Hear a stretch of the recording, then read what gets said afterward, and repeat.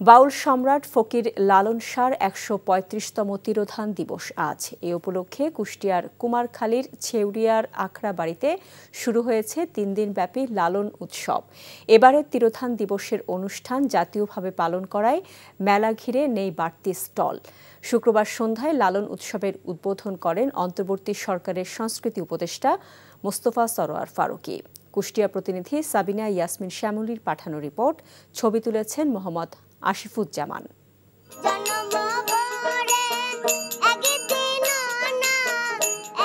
গানে গানে লালন শাহকে স্মরণ করছেন ভক্তরা।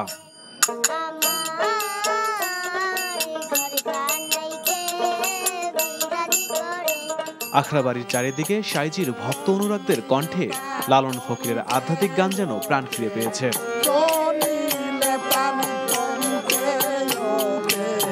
মানুষ ভজলে সোনার মানুষ হবি, জাত গেল, প্রেম রসিকা হব কেমনে সহ নানা গানে লালন শাহের মানব দর্শন ছড়িয়ে দিচ্ছেন তারা।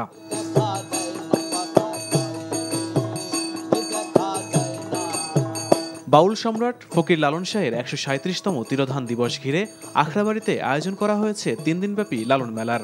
আত্মার শুদ্ধি এবং আত্মিক প্রশান্তি লাভের আশায় দেশি বিদেশি ভক্তদের পদচারণায় মুখর পুরো আখড়াবাড়ি।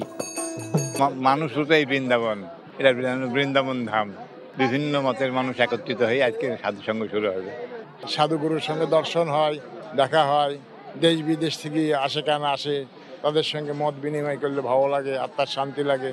লালন উৎসবকে নির্বিঘ্ন করতে পুরো এলাকায় সিসিটিভি, ওয়াচ টাওয়ার সহ কয়েক স্তরে নিরাপত্তা ব্যবস্থা নিয়েছে কুষ্টিয়া জেলা প্রশাসন। পুলিশের পাশাপাশি 831 জন পুলিশ আমাদের এই মেলায় দায়িত্ব পালন করবেন শিফটে, এবং এছাড়া পাশাপাশি আমাদের র্যাবের টিম থাকবেন সার্বক্ষণিক।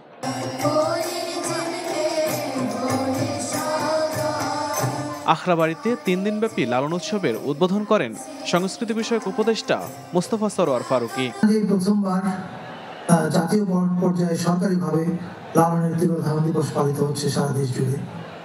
উপস্থিত ছিলেন মৎস্য ও প্রাণী সম্পদ উপদেষ্টা ফরিদা আক্তার ও বিশিষ্ট কবি, লেখক ও লালন বিশেষজ্ঞ ফরহাদ মাঝার।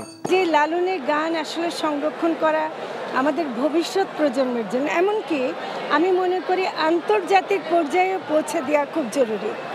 ধর্ম, বর্ণ, জাতপাত ও সাম্প্রদায়িকতার ঊর্ধ্বে উঠে লালনের দর্শন নিয়ে অসাম্প্রদায়িক বাংলাদেশ গড়ার আহ্বান সাধু বাউলদের। NTV news desk.